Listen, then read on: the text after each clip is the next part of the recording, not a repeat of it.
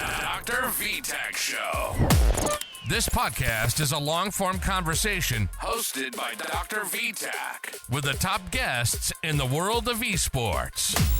All from owners, pros, semi-pros, former pros, and content creators of many games. So sit back, relax, and enjoy the show.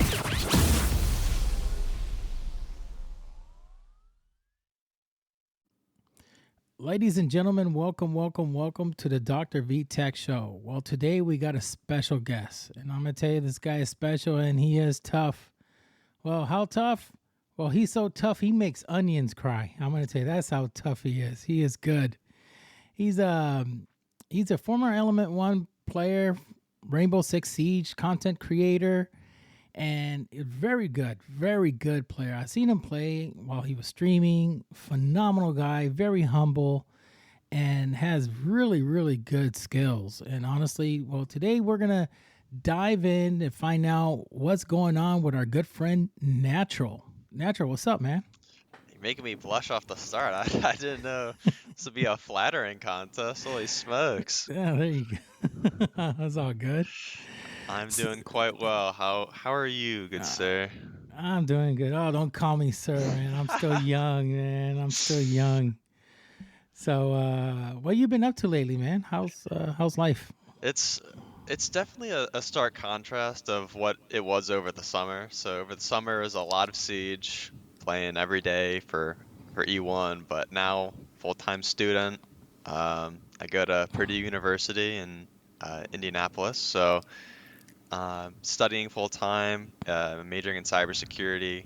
So that's pretty much been my life. I play collegiate on the side, but it's not nearly as competitive or in-depth as Element was with my boys, but that's pretty much been my life for the past 2 semesters. Just studying, getting good grades, starting my networking, the usual college student stuff.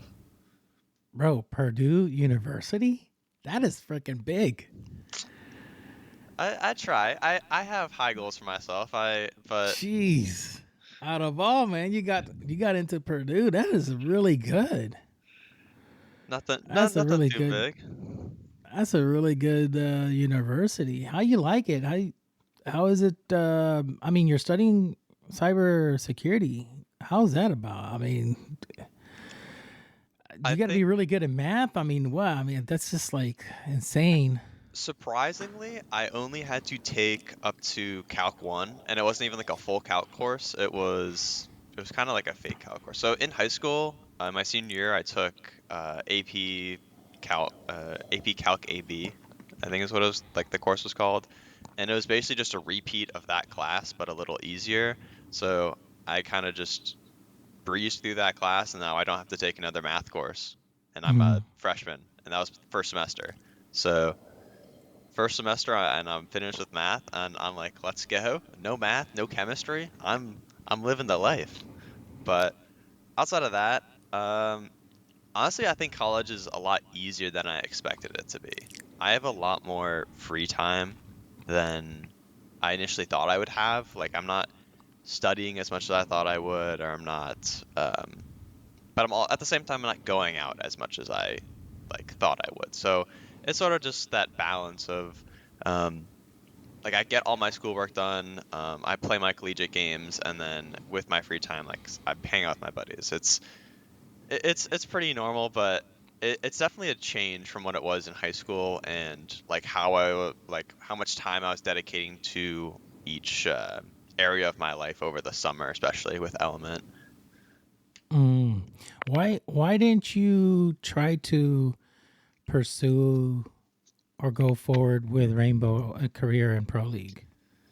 So at the time I qualified for Element, I considered it, but I realized, realistically looking at it, I'm pretty good, but I don't think I'm good enough for Pro League.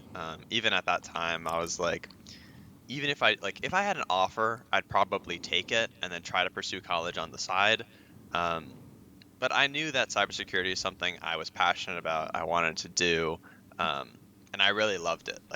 Before I even started studying, I was doing little like home projects, home labs, and I was loving it. So I think that's really what drove me to make the decision of I have to look really realistically at this and be like, Siege isn't something that's going to be sustainable, especially in the next like 10, 15 years. Like you never know what's going to happen. Correct. Cybersecurity, on the other hand, completely different story.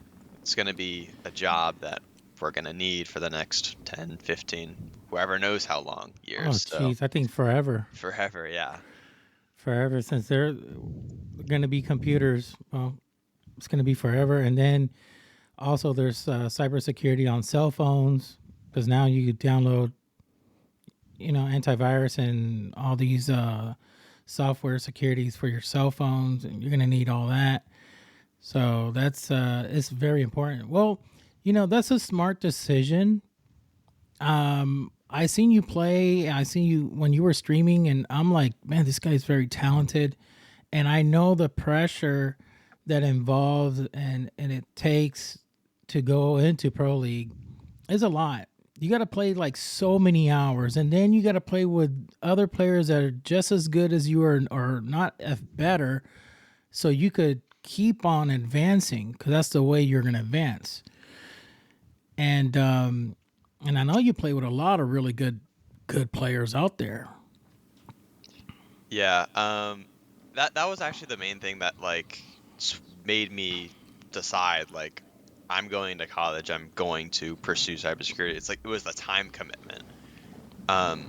Because like you said, playing C, you have to put so many hours in if you want to play pro. Like because these teams are double scrimming like 5, 6 days a week. So that's like 30 hours almost of Siege a week, and it's almost like you have to breathe in the game. Like your life has to revolve around the game because you needed that extra edge. You need to be better than your opponents. Like that's the whole point of any game. And you have to inhale and exhale the game. You have to think about Siege 24/7, and that was just something I couldn't commit to, and which ultimately led to my decision. But yeah, I think in my career, I suppose, if you want to call it, I've played with a ton of really fabulous players and met a ton of awesome people that I still talk to. Even today, in my collegiate team, Revin, who played internationally, he played South LATAM Pro League. He played, like I said, internationally at the Copenhagen Major. Like he's on my collegiate team, and that's like so cool that like this international player is playing with me against collegiate players. And to be fair, we aren't doing too well, but it's just a cool connection that I would have never had if I didn't play Siege in the first place. So it's just a Now, bunch of cool connections. that's awesome. Now, for those that don't know, can you explain to the listeners what is a collegiate? So collegiate is sort of a dumbed down version of competitive Siege. I'd say it's not like your typical collegiate like sport. Like there's not going to be like D1, like it's not D1 football or D1 like any sport like that. It's less competitive than T2 and T3 Siege, but there's still like good players scattered about. It's a really strange ecosystem actually. There's like because it's almost like by luck if your team's going to be talented or not, because it's like I feel like a lot of players are gonna share my sentiment in collegiate where it's like, well, I'm not good enough to go pro. I'm gonna go to college, and then I'm still interested in Siege. I still play Siege. So if I could find a good team to play collegiate with, then I'll do that. So I feel like that's a lot of teams in the collegiate scene right now. I know there's a few schools that offer Siege scholarships, but outside of that, like I feel like that's pretty rare, especially now. Maybe in the future it'll become more common, but as of now, it's just you go to a school, you hope you have other good players surrounding you, and then you just play league games. So overall, collegiate is just a less competitive version of Siege. I play like 2 games a week. We're in 2 leagues, so play 2 games a week, and that's about it. We don't really scrim. I know some teams, it kind of differs from school to school. Some teams will scrim more than others. Some teams will practice more than others. Um, but for us personally, we just play our game days 2 times a week, and that's about it. Okay, so it's like more like give or take. This is more like the retirement community. Yeah, I definitely feel older than I did when I was playing Element One. Yeah, I mean, you played with I think you played also with Packer. You played with a whole bunch of people that are really good. Tristan, I don't know. Some of these guys are now in the pro league scene. Yeah, play with Diffuser, and he's killing it in Pro League. Unfortunately, he lost his first game yesterday, but um, Yeah. I think he's gonna come back stronger. But it's cool to see because, like I said, like the community is like super small compared to other like esports scenes. So Hmm. like if you get in, you sort of like know everyone, even if you don't know everyone personally. But you just like your name will be recognized and you recognize other people's names. And it's just cool to see a name you recognize or a name that you played with in the past on that big stage in Pro League. So it's cool to see that for sure. Yeah, that's crazy. That's crazy. Yeah, that is cool. Trust me, I'll be like, oh, I know you, you know me. And what's really neat that a lot of these guys that are on there, they played with you and you played with them, and you kind of know their weaknesses and everything, and you because you've been so long playing the game. I mean, how many years you been playing Rainbow? Oof. Let's see. I started playing on console when I was, shoot, it was probably late 2019, maybe. So about 5 years, 4 or 5 years. Sounds about right. And then I switched to PC like early 2020, I think. Or no, maybe that timeline's a little weird. But I overall probably about 5 years. So, and then I've been in the comp community for about 3 years, 3.5 years. So it's a lot of people that I know. I know. You know Pre-Fire GN, right? Yeah, like it's a name I've heard of. I don't know him personally, but like Oh, okay. Really good guy. He's like in the same boat as you. Just playing, having fun, doing some content creation.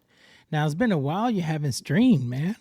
yeah, it's I don't really have an excuse to stream. Like it's just I could say, yeah, I'm really busy with studies, but I'm really not.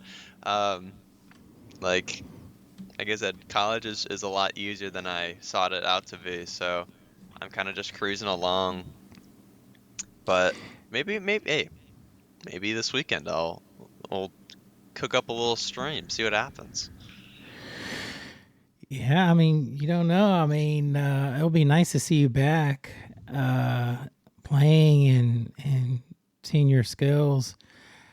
Was really crazy. I got to see Serenity play. Oh, That was yesterday. He was playing with his friend Noob, and I was like, "What?" So that was an honor. That was pretty cool.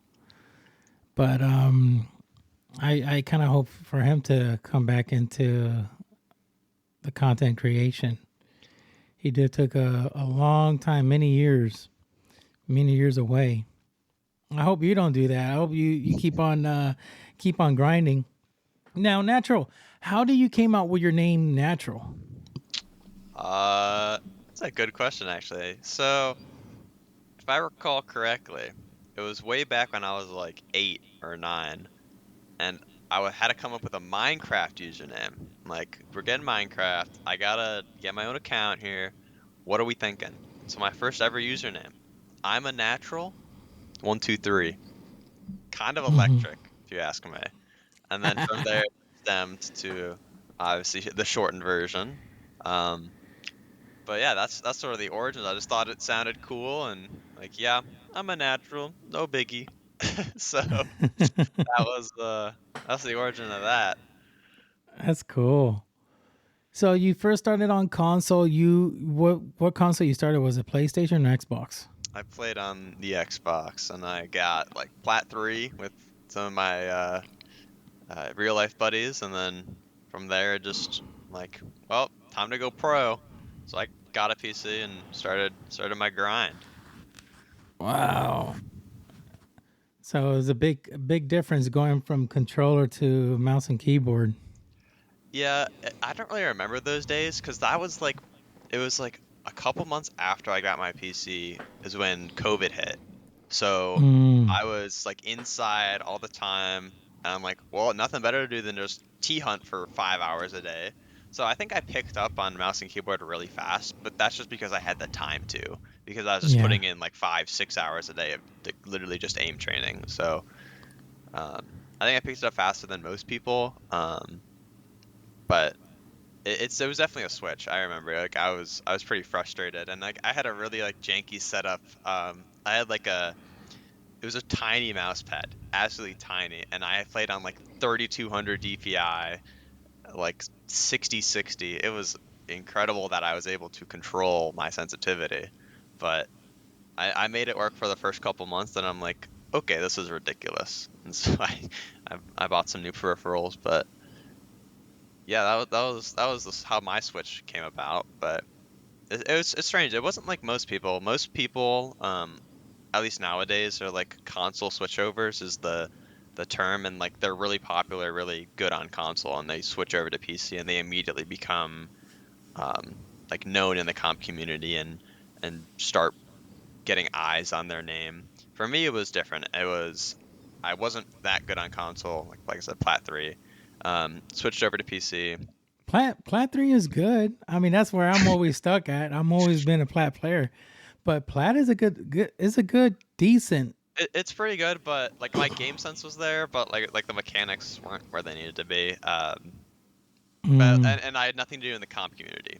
That's the main thing. Like the console comp community, I didn't even know existed. So I was yeah. just like playing ranked with my buddies. That was the extent of my competitive siege. But then as soon as I switched over to PC and I wanted to start pursuing this as like a possible career path, um, I'm like, okay, I need to start finding connections in the actual competitive community and seeing what's up. So that's where that all started.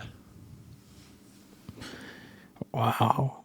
So yeah, that's a well, you did enter on a good transition. You entered at a time that it was unfortunate there was COVID, but you had the time to dedicate to learn the mouse and keyboard so you could go ahead and pursue to go higher ranking and higher levels on PC. Because a lot of people, when they switch from console to PC. It takes them a long time to adjust themselves because their muscle memory is all onto a controller. It's like with me. I mean I try mouse and keyboard. Trust me, I tried, but I'm at an age right now that excuse me, that I just can't. So I got to play controller on PC. I do good. I defend myself. I am not to the level as Royal Penguin, but I could defend myself. I could go at it, you know. So, but going from console to PC and then quickly dominating it to the point that you're playing with high level players and you're defending yourself and you're doing what you got to do. That is freaking good. Yeah, Because all these guys that are pros that you know that you played with, they won't be hanging out with you too much if you don't pull your end while you're playing. That's how they are. And I know that's how they are. Because in console, I used to face that a lot. If you weren't good, they're not going to invite you. If you don't do good and you don't know how to flex, or you don't know how to play support, or you don't know how to play certain positions, they're not going to be inviting you. They're like, no, don't invite him. He's not good at all. But on your end, you always had players around you that you played with that are very good, and a lot of them are pros now, and that says a lot. That's why I was in shock that you didn't kept on going to pursue a career in Pro League. That was the part that I was like, wait, Natural's not even streaming no more. He's not playing no more. What the heck? He should have been already picked up by now. Yeah, I think that was one of my worst decisions early on. Because early on, I like despised playing ranked. And I think ranked is something that like really bonds friendships. That's what really brings it together. So Yeah. I think I missed out on a ton of connections through not playing ranked. So I was always like, I don't want to play ranked, bro. It's filled with weirdos. I was just like, because I was like the thinker of the team. Wasn't really too big on fragging out. I was mostly just IGL, like leading the team, the main strategist. So it was more of just like, I'll let my entry players go play ranked. You guys have fun, but I'm gonna be working on strats in the Discord, sort of thing. So, and I think that was an opportunity where I really missed out on, where like if I did put those hours in, if I did play ranked, like after scrims every day, and then that's where connections really get made. Because like one day you're gonna be like, oh, there's this random pro in our stack, and then he invites his friends, and now I'm playing with 3 other pros. It's like, it's just, that's how it sort of happens in Siege. It's just, you just play with good people, and good people attract good people. And like you said, it's like pros are going to play with other pros who think of that same competitive mentality. So that's something I sort of regret, where it's like, I wish I just played more ranked and tried to play more ranked with other people, because like my circle's pretty small. But it could have been a lot bigger. I could have known a lot more people personally, rather than just recognizing their name. I could have like actually known them if I took that step and played ranked. But I did not. So, Well, to be really honest with you, you did the smartest thing, and you did the best decision that to be really honest, I recommend every player to think about is the backup plan. What would happen if I don't get picked? What would happen if I don't get into Pro League? What would happen if things doesn't go the way I want it to be? Of course, everybody wants to be a pro. A lot of people want to go pro. They want to get picked up. But what happened if you don't get picked up? And what happened if you do get picked up, but then you get kicked afterwards? This is a conversation I have previous with my other guests, because a lot of times these young guys, as soon as they hit that top tier, they hit their goal to become pro, they get their jersey, they're happy, they're like, wow, I finally made it. And you're 6 months down the road, and then all of a sudden you get benched. You got no more money coming in, and then you get, released. Now you have to wait for another org to pick you up, if they pick you up. Because remember, take a ticket and wait in line. There's another 10 other people out there also waiting. So what you did was like, okay, wait. I see this as a short-term goal, and it's going to be beneficial, but I need to think more down the road, something that could sustain me. And if I decide to get married, have kids and everything, I could hold up my end in the house. I could pay my mortgage, sustain a family, and that's where you went. yeah. Now you're in that part. You decide to go study, go to college, become someone. And yes, you'll still play Rainbow. You'll still stream once in a while. But you're going to put 100% of your focus into cybersecurity, which I highly, highly recommend that field. That's a really good field. and what you did is to go to college. I mean, I tip my hat off to you, man. Good for you. Yeah, it was one of the things I like consider was the job security factor. Cause like you said, like it sounds good, be like, okay, yeah, work your way all the way to the top, but when you get there, anything can happen. Anything could Like happen. we see the roster changes in NAL every season. Hmm. Like people are flying from roster to roster, team to team. Oh gosh.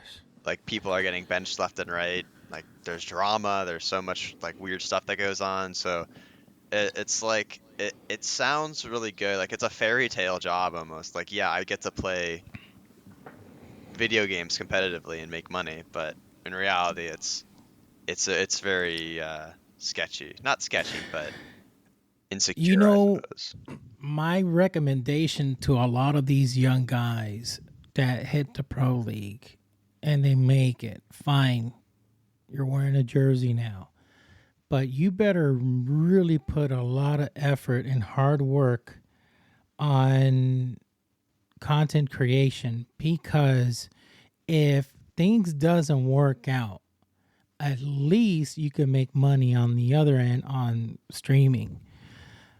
A lot of them don't do that. A lot of them, they'll stream here and there, but they don't put a lot of effort into it. And then some of them, they do stream, and some of them, to be really honest, they suck at streaming. And then I'm like, okay, wait 1 second. You're trying to make some money on the side streaming, but you're doing it horrible. First, you're not reading what your chat is sending out to you. You're taking a look what chat is putting out every 30 minutes. And then you're expecting to sustain a big follower group, and you're not. The people come in, they'll say something, and they're waiting 20 minutes for a response. And then you come to know you only have 5 viewers. And then it just goes lower, lower, lower until you get 0 viewers. But they're not putting that 100% dedication onto it. So these pros that tend to do that, and when they get dropped, they're not playing with an organization or anything, then you see them struggling. Then you see them trying to stream. Then you see them trying to make it on content creation. It's like, dude, you had your chance. Because a lot of these people that are fans, they're fans of the organization you're with. And now that you were streaming back then with the org, and you weren't even paying attention to the people, now this is backfiring on you. So I tell a lot of guys, listen, now you made it big, start streaming, but also become a big content creator. An example, Bolo. Bolo was with TSM. TSM is no longer.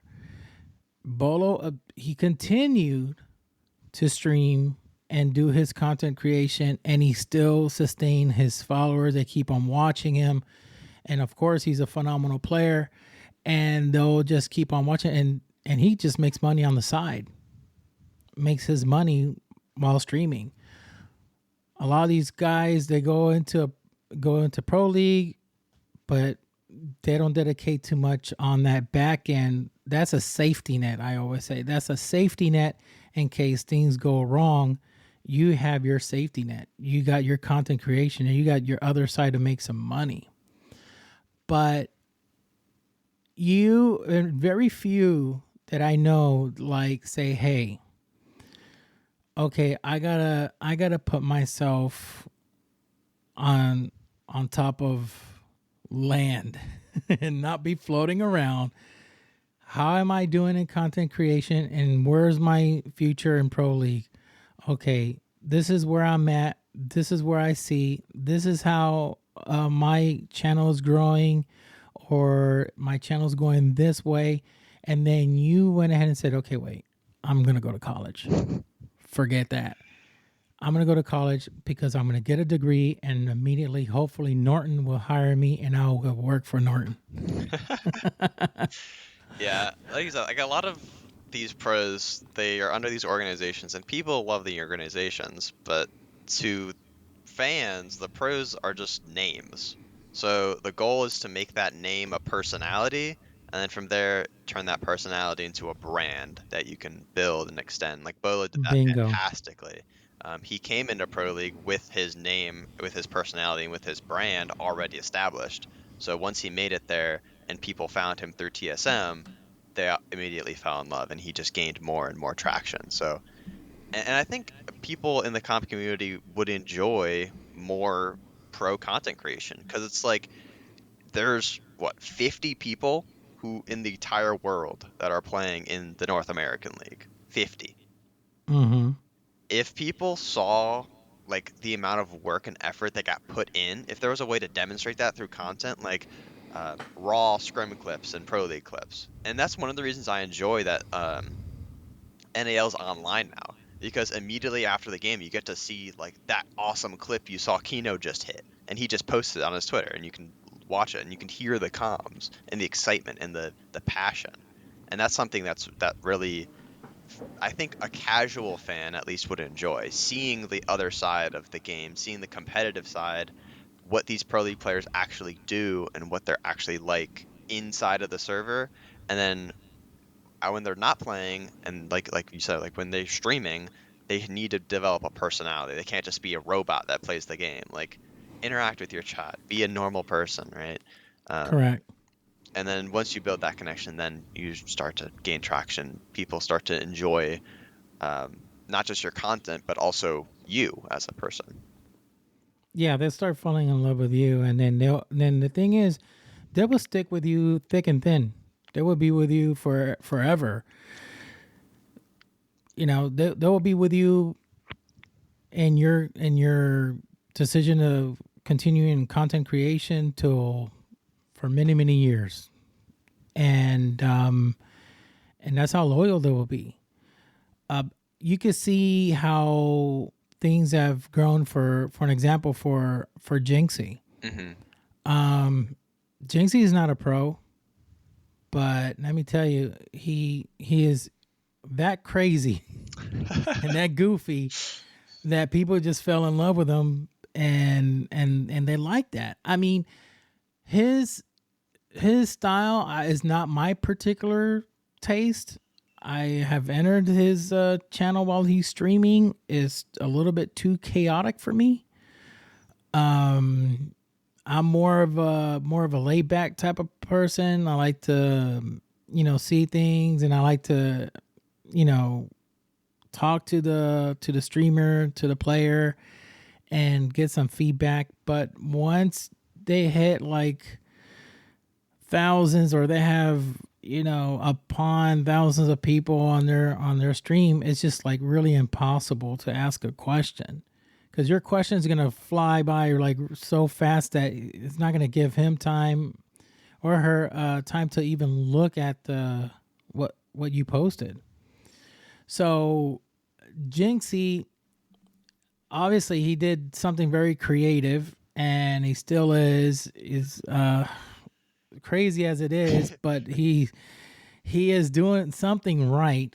And I noticed what's really crazy, that I noticed that his followers, his people that are in his chat, his fans, they don't care too much about pro league players.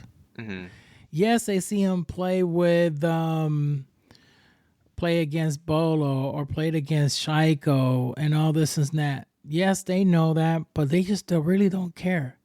Now, what's really crazy, they do like it when he plays with Kaisent and play with Speed and all these other people, because those are other content creators like basically do the same thing. They're just acting crazy. Mm-hmm. So he's noticing that the fans, this is what they like. So if you notice, he's playing a lot with them. He's doing a lot of things with them. When it comes to pro players, a lot of the fans, they just don't really kind of like, they don't care too much. You can say, hey, look, this guy is he's a top player and he plays for so-and-so team. And they're like, oh yeah, who cares? Jinxie's better. It's like, what? I'm like, are you kidding me? No freaking way. Not even remotely close. So he's doing something right. That's the only time that I say, you know what? If you are up to his level and you're doing what he's doing, then fine. You don't have to go to college because he's making so much freaking money. Yeah, he's got like hundreds of thousands of Oh viewers. It's yeah, ridiculous. I don't know if yet he made already the million, but supposedly and apparently and allegedly he's already reached 1 million. Wouldn't be surprised. That's $1 million already in his bank Not account. be So surprised. I have no clue. I'm just assuming this is rumors that I heard, that he already got it. So, I mean, you have 1 million in your account. You just gotta have somebody to make sure that money's going to proper channels so you could keep on growing and hire somebody to help you out. So that's a lot of money. Invest in all that money. Oh yeah, you got to invest in it and live off interest. And He's probably mean, making there's $1 million a month, to be honest, at this point, through sponsorships, through all the content he's making. Like, I wouldn't be surprised if he's making at least like 500-600 a month. yeah, I mean, I don't think he's up to 1 million a month, but I think he's doing like over 100K a month. I mean, that's me. I don't think he's I mean, he's not to the level as Dan TDM. Everybody knows who Dan That's TDM. a throwback name. I wasn't expecting that one. Well, let me tell you, Dan TDM, that's the GOAT. That guy is freaking crazy. But he targeted different type of fans. Mm-hmm. His fans are parent approved.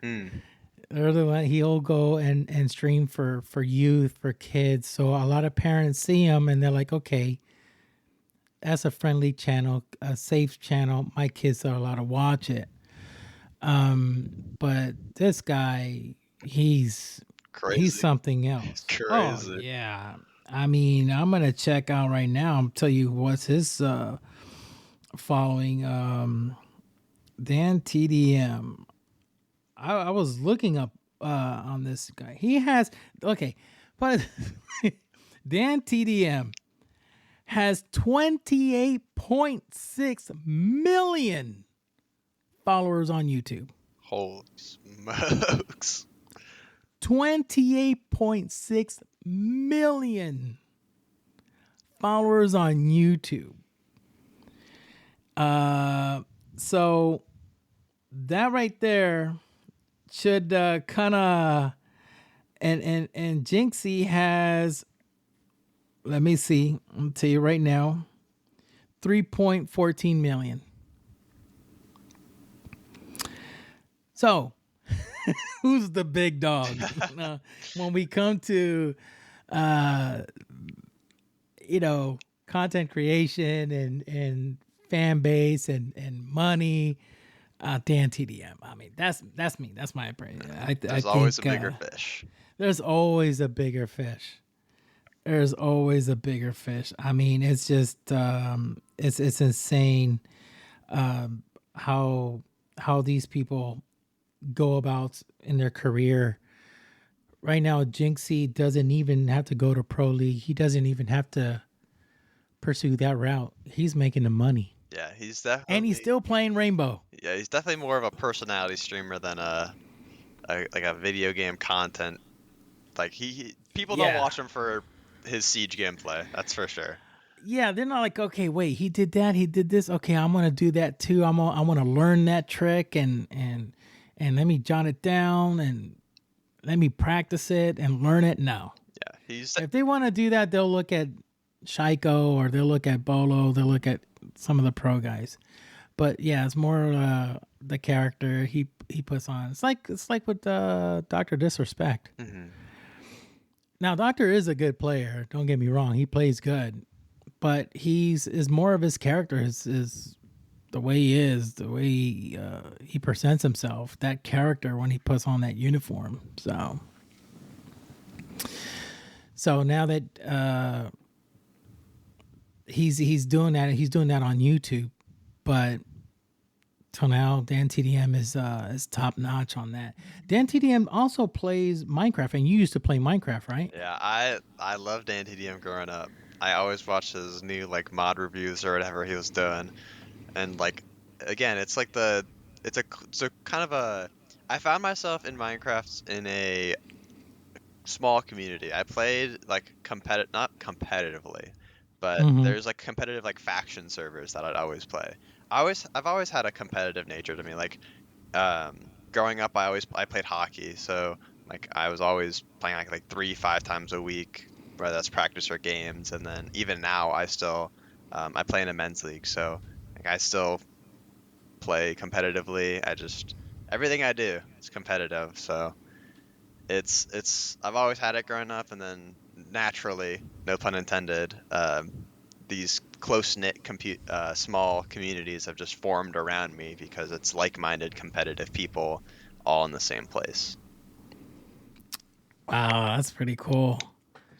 That's pretty cool. You remember Stampy Longnose? Yeah, it's a classic. Yeah. All those He like was like the giants. GOAT, right? Yeah, all those like content giants. There's like 4 or 5 of them that just everyone knows. Like if you played Minecraft growing up, you know these 5 names, Yeah. and it's The reason why I know those names because of my kids, they played it. My son, he was like a diehard. My stepdaughter is a diehard Minecraft fans, and they're like, "Oh, Stampy number one, Stampy." And then when he decided to retire, they're like, "No, he can't." I'm like, "Well, he made the money." he's probably made enough content as well for like Oh, 3 years worth of watching straight. So I think they'll be fine. yeah, that's awesome. He did really good too. So you went from that, and then from Minecraft, you went directly to Rainbow, or was there other games that you used to play? I mean, I played a lot of games growing up with my buddies, but I think it was just I played Fortnite when it was super big, like Hmm. season like the first chapter I think is what they call it now, but like season 3 and season 4. I played that. It was like a summer worth of just straight Fortnite. I was pretty good. No, don't mean to flex, but I played on Xbox. I was pretty good. And Yeah. then my duo, who I always played with, he lives up in Canada. I met him on Minecraft, and he lives up in Toronto. And one summer, I'm like, I'm gonna come visit you. He's like, okay. So I met up with him. That was a super cool experience. I still talk to him to this day. So I've known him for probably like what, 10, 11 years by now. Is he a Siege player or? Um, we met on Minecraft, and then we played Fortnite together, and then he introduced me to Siege, and then I kind of took it from there. He wasn't that good, um, but he introduced me to the game. He taught me all the basics, um, and then he's like a couple years older than me, so by the time that I started pursuing Comp Siege, he was in college. So Oh, um, okay. yeah, so that's kind of how the cutoff worked. So. You guys still friends till today? Yeah, he's plans visits to visit me in Chicago all the time, so it's That's freaking always fun. awesome. Yeah. That's freaking awesome. That's pretty neat. You there's I say online friends are it's like a beach wave. The waves will come and then will go, and then another wave will come and then will go. And the only ones will stick around.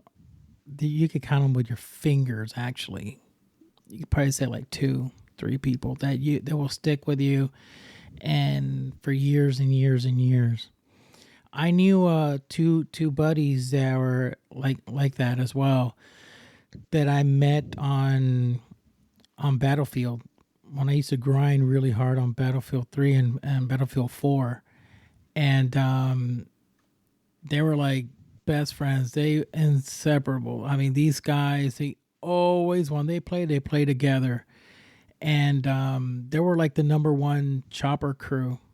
One of them was the best helicopter flyer, and the other one was the mechanic. The one would be shooting on the side, etc. But they were number one worldwide, Wow. and they they were friends for so many years, and then one of them got married and just bought the other guy the plane ticket so they come and visit, so he could be in his wedding as the best man. It was freaking Wow, crazy. that's awesome. Yeah, so and they just they still friends till today. I have them, actually have one of them already still on my Facebook, because that's, you know, back then that's what we used to use as to keep in contact was Facebook. Now people use other social medias. So one of them got married and he went off to live up in Seattle or somewhere, or in Washington, and started working for Amazon. And he's there with his wife and everything. So it was pretty neat. You know, how these people, they become friends, and until today, they're still friends. And they will always remember and talk about the good old days when they were playing, you know, video games together. Yeah, when That's pretty cool. there were no responsibilities, just come home from freaking elementary school for me, because like I was like 8 or 9, coming home from 5th grade, just hopping on Minecraft, joining the Wow. Skype call. My boy's already there waiting. It's like you're not gonna go back to that. It's never gonna Yeah. get that good again. But It's never gonna get that good again. And then to meet good friends like that, it is very, very, very hard. Especially in the gaming industry. You will meet some good people, and you're gonna meet some good talented players. But to have a friend that's gonna be with you like through thick and thin for like 11 years, man, it's you're not gonna meet that much. definitely Usually, a gem. yeah, a lot of times you can meet a friend and you guys really close, play together all the time, but then one of them, and not saying that all of this happens a lot, but if one of them becomes a pro and they become very popular and they get a little bit famous and ego, and they tend to forget about those friends that were with them from the beginning. And it's like, hey, bro, what's up? Long time. Oh, man, such a long time. Listen, I got to let you go. I got Bolo calling me. See ya. I'm not saying that happened like that, but it's like That's that. probably happened before, to be honest. Yeah, I know it happened. Well, I got to go. Shaiko's calling me. Peace. You know, and then you don't hear from them like 7 months after or whatever. And that kind of sucks, because you see that a lot. I mean, I seen that a lot. People that they always hang out with, and as soon as they got famous and popular, they're just like gone. But it's very few that will stick by and stick with their friends. That's one of the things that I kind of admire about Jinxie. I mean, my goodness, and I don't like to bring him up so much. He already got the fame and whatever. But if you notice, his buddies are his buddies, and he's been playing with those guys since years. He could have been the big jerk and told his friends, we'll play when I'm not streaming, because when I'm streaming, I only want to play with pros. Yeah. You know, he could have done that type of move, which would be a dirty move.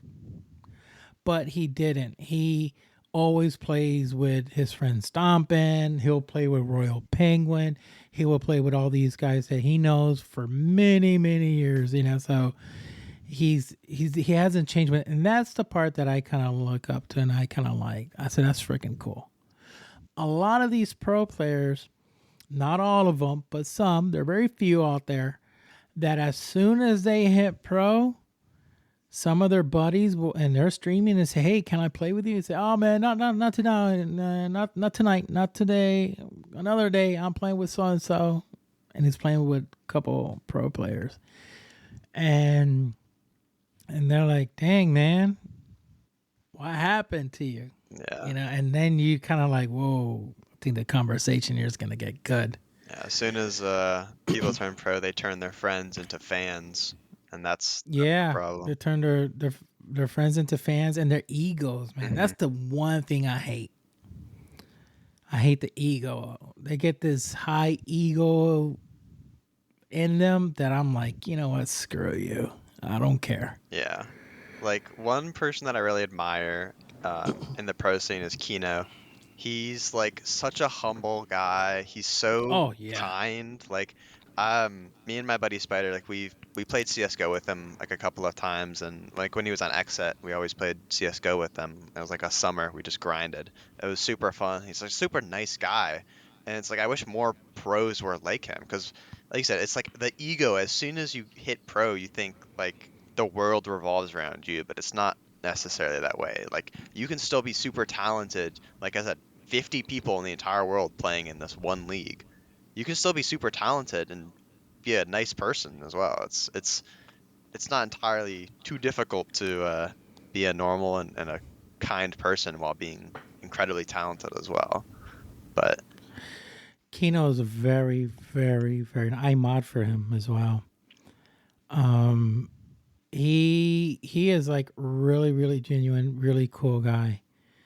I am super happy that he's back on with M80. yeah, I felt really bad when he was benched. I was a little bit hurt by it, to be honest, and I kind of wish that he played at this SI, because him being Brazilian would have helped M80 a quite bit with the fans. Mhm. The Brazilian fans are tough, yeah, and but him being Brazilian, they could have cheered him on. They could have cheered M80 a little bit more than what they received. But Kino wasn't playing. Why they didn't put him on, I don't know. I kind of like wish, if I was the big dog, the CEO, I would have put him on. yeah. I would have put him playing. I'd tell him, hey, listen, wear that flag like you always do. Like you always put it on you. Wear that flag, and let's win some fans. Yeah, I think with Emily We though, played. it was like they tried to put a band-aid on a bullet hole sort of thing. Like the team was like it was consistently like performing well domestically, and then as soon as they go internationally, it's they always get grouped. yeah. But so I think there were bigger problems at stake. But I agree. Like if they knew that the team was gonna fall apart after that event, might as well pull some fans in when doing it, right? Exactly. That's what I would do. Bring some fans in. Hey, we got a Brazilian player on our team, Kino. Say what's up. Mm-hmm. And probably would have made new fans. Like, wait, there's a Brazilian guy that plays on M80. Wow. Okay, yeah, I'll root for M80. And he's humble. He's cool. Doesn't have no ego whatsoever. He likes to appear naked on freaking Twitter and show his butt. Blurred out, but still. I love Henry Danish for that. That video is so awesome. I know. That was cool. That was really cool. Yeah. So when you're playing, what's your favorite operators? What's your favorite on offense and defense? All right, so I only really play the game when I'm playing collegiate. So my collegiate roles are basically my siege roles. So I've taken the reins for like primary entry. So as soon as Ash got the ACOG, I'm like, yes, I'm back. Even though I never played when Ash had ACOG in the first place. I didn't play back then, but I was still back. So I play like Ash, Twitch, Buck, and it was just like the high fire rate, lots of damage guns, entry ops, just walk in the building and shoot people. So that's attack. And then for defense, I sort of just play comfort, to be honest. Since collegiate, there isn't a lot of strategy. It's more just who can shoot each other the best. I just play whatever I feel like. Like last night, I was playing a lot of. I saw Adam, the Sonics player. He went Nuki on Goyo ACOG. So I'm like, you know what? I'm trying that, and it's pretty good. Let me tell you, it's pretty good. So I've played like Goyo, Solus. Sometimes I'll play like Fenrir if he's up. But on defense, I'm a lot more of like a flex player than like an established role. Like back in Element, like I'd always be playing like Smoke Mute and then hard breach on attack. Well, actually, in Element, I was a flex player on Slate. I forgot that. I played flex on that team, so that was fun. But Mhm. on defense, I was always like smoke mute, just chilling in sight, letting the talented people go crazy on the other side of the map. Yeah, I mean, have you ever felt like a little bit intimidated when you're playing with really high level pro players and you're like, man, I don't know what to do here, or you feel like that like that feeling like, okay, I shouldn't be here.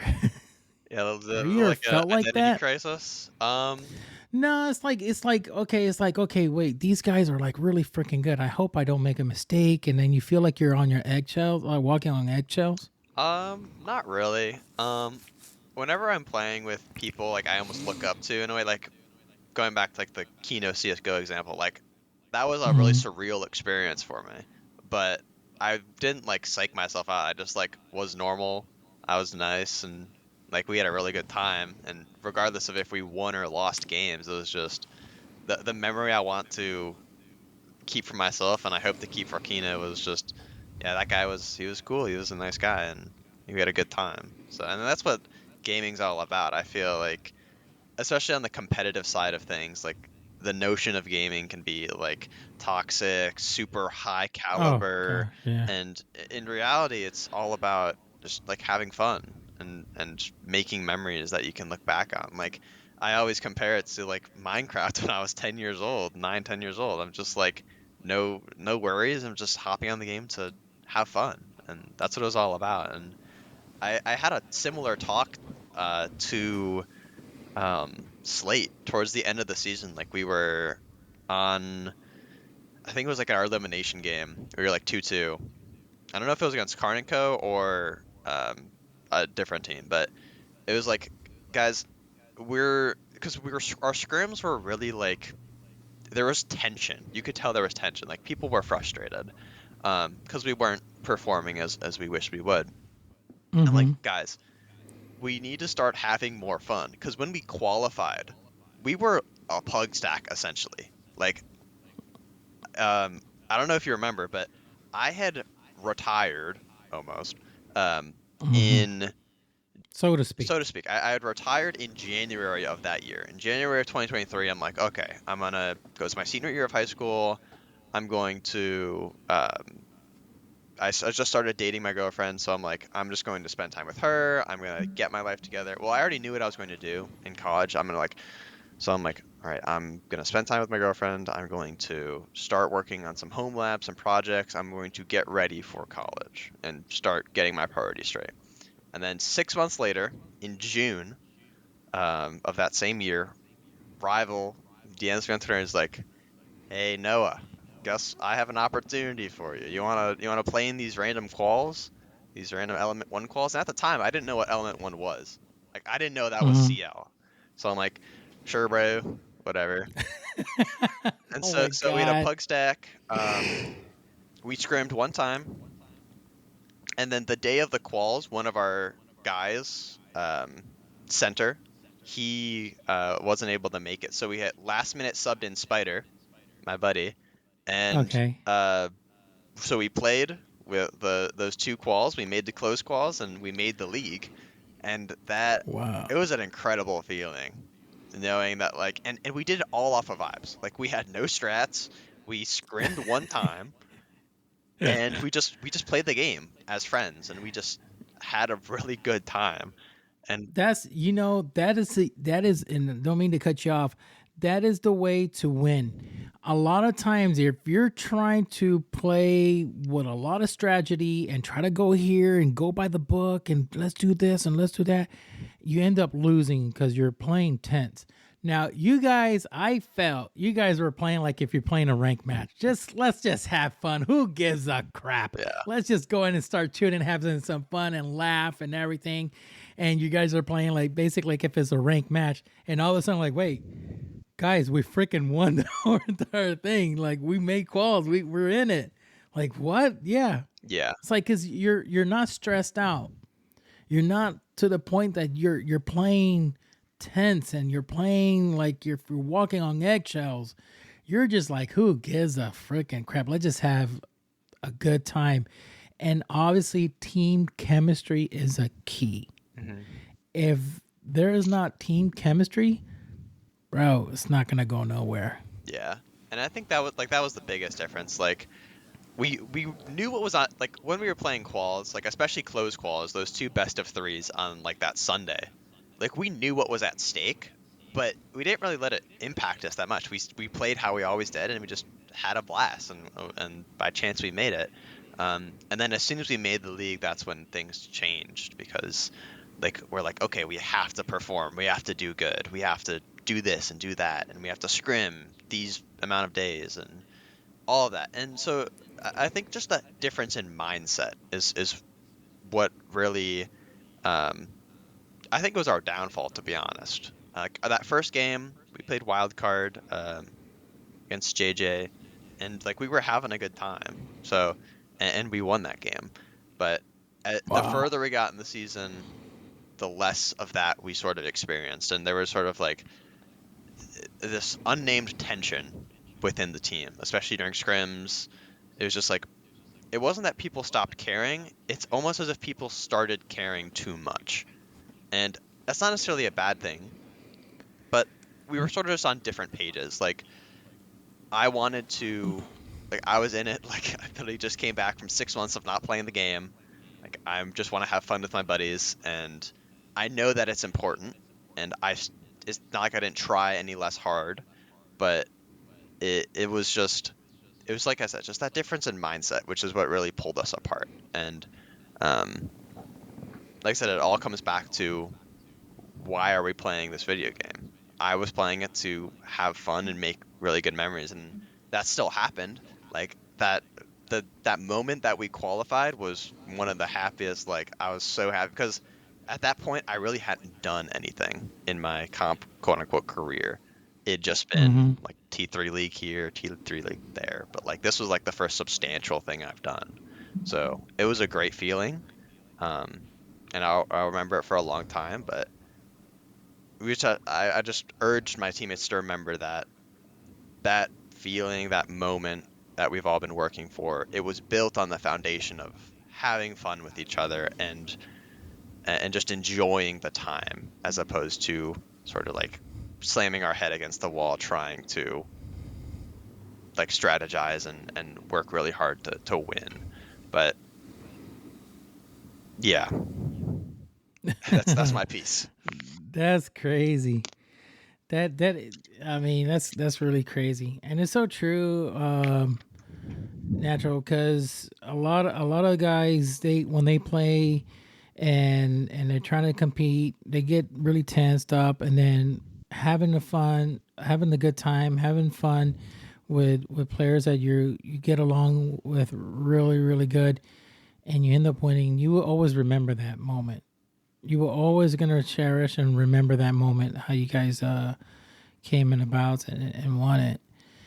It is sad that you guys didn't still stick together to the point that you guys want to kept on moving forward. But everything happens for a reason.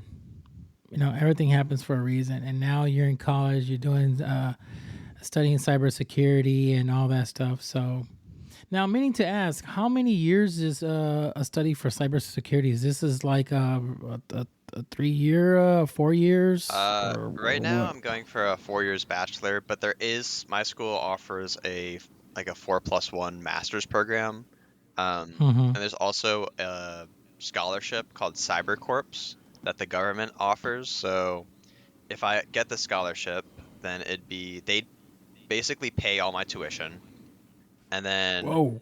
for the amount that they pay my tuition, so like say I get it sophomore year, so then I'd have the scholarship sophomore year, junior year, senior year. For those 3 years, I have to pay them back in a way by working for the government for 3 years right after college. Um, Oh, okay. So they're gonna put you to work with them. Are you gonna try to go for that mhm, that level? yeah, and that's one Okay, of the good. primary reasons why I came here because they offered the scholarship here. Um, Mm-hmm. so that's my goal as of now. I'm not entirely sure if I want to do the +1 masters right now. It's still still a thought in progress, but the scholarship is for sure something I'm pursuing and I'm working really hard to get, because it would literally be like life changing. Because right after college I'm having that security with the government, or like, one, my tuition's paid for, which is awesome. Correct.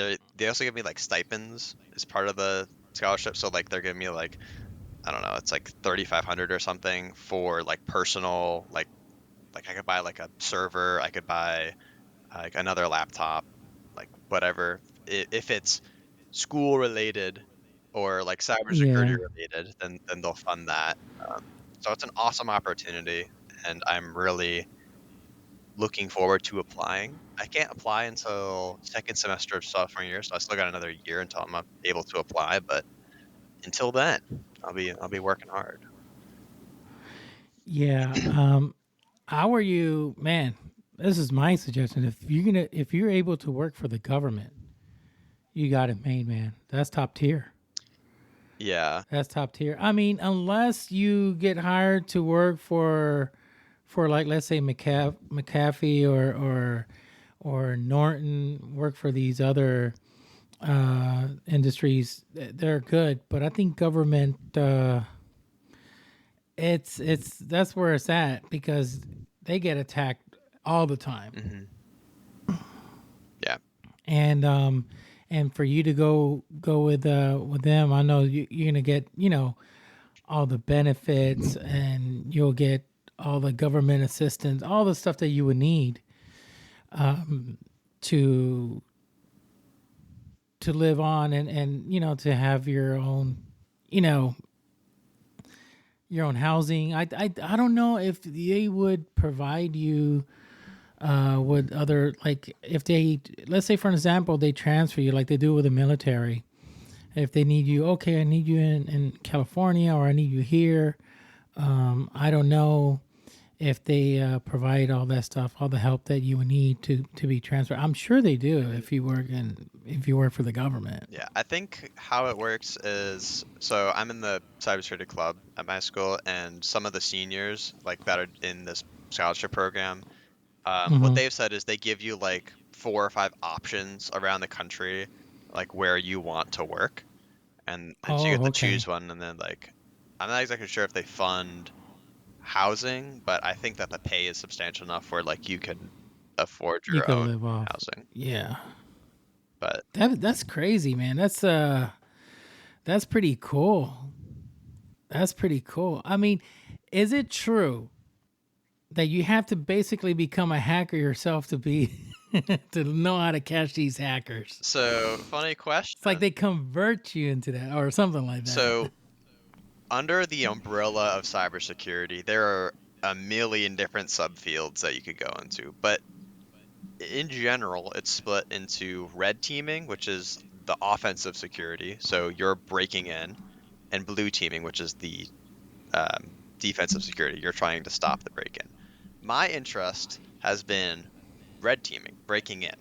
So all Mm, my work, all of my labs, I practice ethical hacking.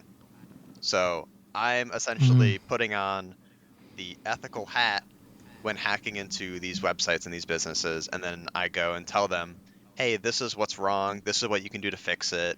Um, Yeah. all that stuff. So that's my current path right now. I love it so much because it's like it's like IGLing almost. It's like forming an attack plan, but like It's like playing Rainbow. it's like playing Siege, but instead of Yeah. attacking border, I'm attacking a website. So Yeah. it's just a bunch of like, in a way, it's just a bunch of problem solving. And Yeah. I've had 3-4 years of playing Siege to build up my problem solving skills and my leadership skills. So I'm really thankful for Siege for that. Like, I've built so many soft skills with Siege, like communication, leadership, problem solving. It's like, when employers ask me how I got these things, I don't know if I'd be comfortable saying, yeah, I played esports for 3 years, but Yeah. I mean, it's definitely a skill that I'm proud to say I have, and I think it'll benefit me greatly in my career. So it's awesome. You know, they said that the best drone pilots are actually gamers. Yeah, I have a hockey buddy that I grew up with. He goes to like a military school, and he was a big gamer, and he flies drones for the military, and it's like super Yeah. cool. And he's like, yeah, bro, it's just like playing Xbox. I'm like, what? How Yeah. how is that? But For them, they did a test, a gamer versus an actual pilot, and the gamer just out whooped him.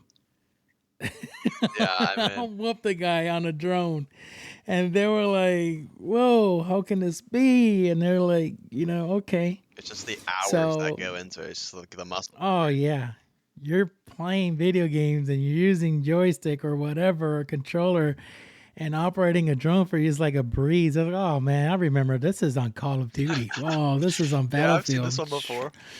Yeah, I played this before. Oh wait, this is real life. Okay, And the pilot's like, okay, I gotta go with wind. I gotta go here and take this degree to make a turn.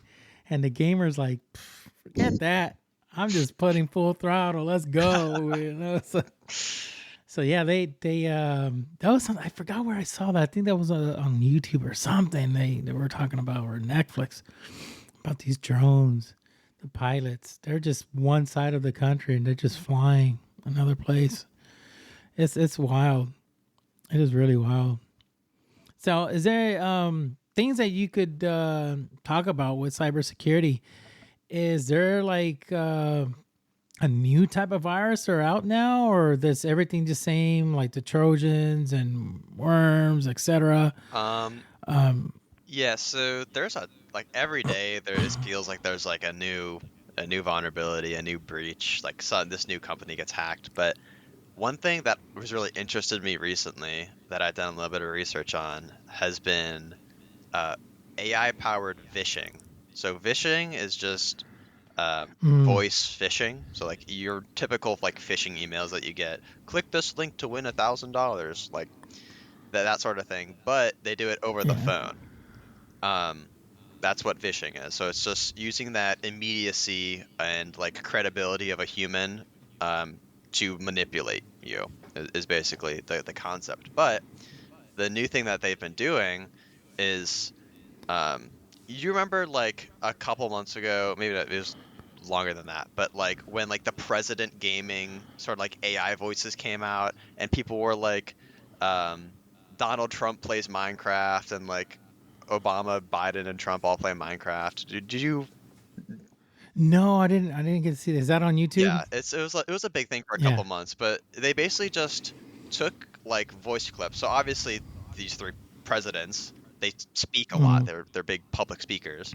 They take voice clips from their speeches, they feed it into this AI, and then the AI is smart enough where it can replicate any sentence that you want it to say with just those voice clips. So wow. so what these videos are doing is they're like just having these three voices of the presidents just like playing Minecraft and just like, yeah, frick you, Brock. I just smoked you. It's pretty funny stuff, Oh, that's gotta be wild. I got to check that but out. anyway, so they use this technology. It's a Hmm. thing, and what they do is they'd mimic like a CEO voice. The CEO of your company, they'd probably do some form of public speaking. They'd mimic that voice, put it through this AI, and then they'd record a mock phone call and call like a lower level employee, like a salesperson or like a help desk even.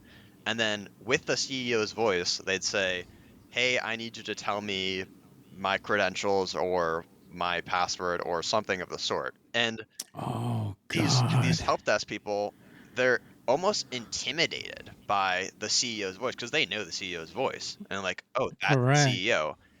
I'm gonna be punished if I don't do this, if I don't give him his password." So they take that, and it's pretty immediate. They're like, what the scammers will do, they'll be like, yeah, I need this information now. Like this is urgent. And so that urgency and that credibility of the CEO's voice, it seems like it's a trusted source. Like I'm giving information to my Hmm. CEO, it's fine. but in reality, you just possibly like bankrupt your company. So that's the new thing that has been really interesting to me. I think it's awesome. Not companies getting corrupted and bankrupt, but the technology used is so cool that, and it's really creative, and that's something that really like it was the awe factor for me. Like that's just so cool. Yeah, there's times I'll be getting these scams calls, and now these voices are like, it sounds very authentic. And I remember I said, "Okay, who won the Super Bowl last year? Hurry up, fast! 1, 2, 3, go!" Can you please repeat? I was like, you're a hacker. I just hang up on them. Yeah, caught you. A lot of the times, like even today, like the technology that I just illustrated, it's still pretty new and it's really targeted. So only like the upper 1% of hackers are targeting the upper 1% of these companies. It's really rare to see it like in your everyday scam call, like like it's the robot voice, and it's like it's a robot voice. It's like, okay, one of these again, and like I said, the phishing emails too. It's just like, click this link to win $1,000. You just got chosen by Amazon to win $1,500. Click here to. Now we're getting in text messages and stuff like that. I'm like, what the heck? And I got a text message say, "Hey, listen, do you forget? Here's a link. Yeah, so don't forget to get your thing here." I'm like, how the heck they got my number? And you try all your best and to block this stuff, and it's like, gosh, I kind of like, I miss the old days of this computer phones, you call it, because this is like, back then the flip phones didn't have to go through all this stuff. I'm agreeing, like I know what you're talking about, but like I wasn't. Yeah. I'm too young to know what a flip phone looks like. Oh, obviously I know what it looks like, but like I've never had one. That the Motorola Flip was a very popular flip phone. It was a skinny one. It was a great phone. It could connect to the internet, but it was just so horrible. It wasn't meant to go look on stuff online because it's so tiny. But yeah, all these smartphones now is like they get attacked all the time, and now you need a VPN. Now you need all your stuff into it, to protect yourself, because there's these hackers and what's really crazy, a lot of these hackers are from other countries, and you're thinking, how the heck they got the money to buy certain software to start hacking people? Mm-hmm. It's like really crazy. I can't wait for it to be the government go a lot harder on them, because it's overwhelming. And I like to see like these content creators like Kit Boga. He gets on the calls with these hackers, and he changes his voice and acts like an old guy. He's like, "Okay, so what do I press?" Yeah. And he'll change his voice and change it to a lady, and he says, "Okay, you wanted a Google gift card?" And they're like, "Yeah, don't click," and he'll click on purpose, and basically he gets the money back onto his account. Mm-hmm. And you could hear the hacker all screaming, "Why do you do that? Why? You idiot! You gave the money back to yourself." Yeah, I love those. You're supposed to give. Oh, I love so it. Many it's of them, and like, I'm thankful because like the one thing that we can do, like the everyday person can do, is just like waste the scammer's time and just like, have fun. Just like, yeah. So you want me to do what? You want me to do what? Yeah, just waste their time, have fun with it, and waste your time, make it go so slow and repeat, and you just don't understand. Your computer is an old computer, is laggy, and just basically just burn time. Mm-hmm. Yeah. Oh gosh, I used to get that Social Security. Oh, your Social Security has been hacked, or the famous IRS call. Oh yeah, we're gonna come over and arrest you because you owe this amount of money. And I'm like, "Oh, please come and arrest me. I want to get away from my wife. When can you come? I'm outside, FBI. I'm outside, police." please come and arrest me because my wife is driving me insane. And then they'll start cussing at you. That's when it's like, oh, you see, you cuss. You've won. You're not supposed to. You're a government employee. Hacker. And then hang up on them. Yeah. It's crazy. That's a really interesting field you got into and it's so important because nowadays this is what we're mainly getting attacked with. And I know AI is going to be a big issue. It's going to be a really big major issue. So if we don't have people like you in the field defending our country and defending us with this stuff, man, I don't know where we're going to be. It's going to go crazy. Yeah. AI is a really interesting topic. I just love generative AI. It's so interesting to me.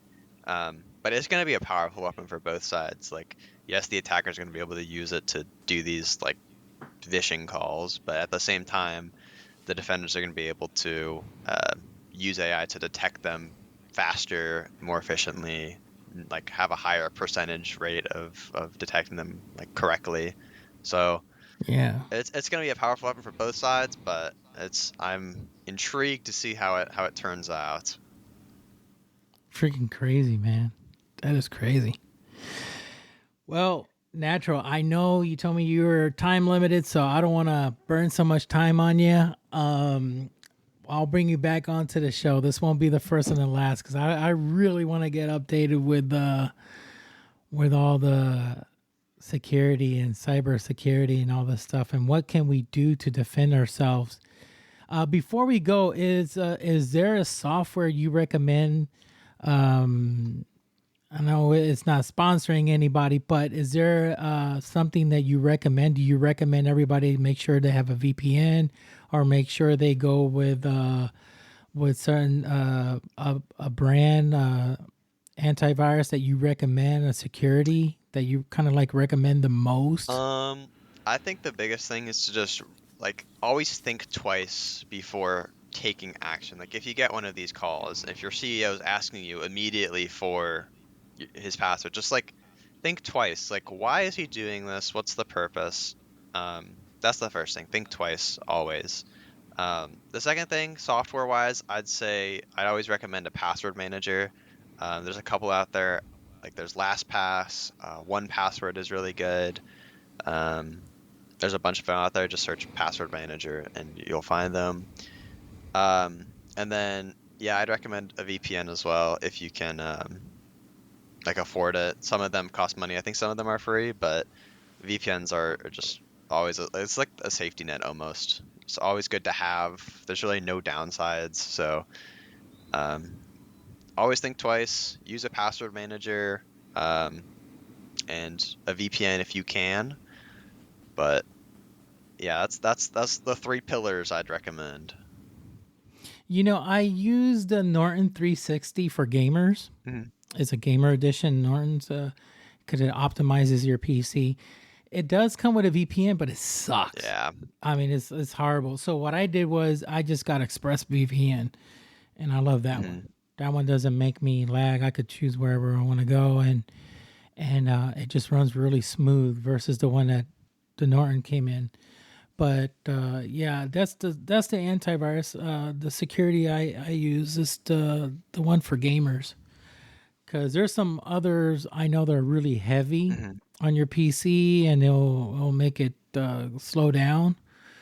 But that's what I use for now. I just make sure it's a gamer edition. You recommend those gamer edition ones? I mean, they all have their own like quirks and different features, but whatever you can get is as long as you have something, it doesn't really matter. They all serve the same purpose, so it's. That's what I thought. I thought it's all the same. All the same, yeah. Yeah, it's all the same. It's like gas, you know. Oh, should I go to Chevron or should I go to Shell? You know what? No matter what, it's gasoline. It's gonna make your car run, so. It's gonna make your car run, make you so safer it on the doesn't internet. matter. Yeah.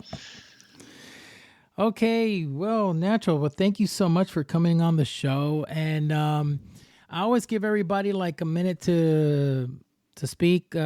Let people know where they could find you. Let them know about your Twitch, your Twitter account, everything, so they can follow you. Go ahead. Stage is yours. If you want to follow me, my Twitter is natural_R6. I don't post a ton on there, but if I ever come back to streaming, you'll know. That's the first place. But the departing words is basically all I can say is just to be kind. I think that the world, especially now, is in a place where people aren't nice enough to each other. Like, we only have one life. Let's use it well. Just be kind to that person. Compliment someone next to you. Say I love you to your friends and your family. You never know what could happen. So always just think before you speak, and let's be kinder to each other. Let's be nicer to each other. Amen. Amen. And your Twitch account is what? It's natural R6, yeah. Natural R6. So guys, follow him on both. Follow him on both. He is a really, really humble, nice young man, as you can see, and really fun to talk to. Trust me, I had a good time, man. Thank you so lovely. much. Thank you for having me. Yeah. Hopefully I can come back. Oh yeah. I'll get you back in, man, because now we're talking about cybersecurity. Now we have other topics to talk about, and I know my good friend that I look up to, that he doesn't know I'm his friend. I mean, I wish he should pay attention, but it's Joe Rogan.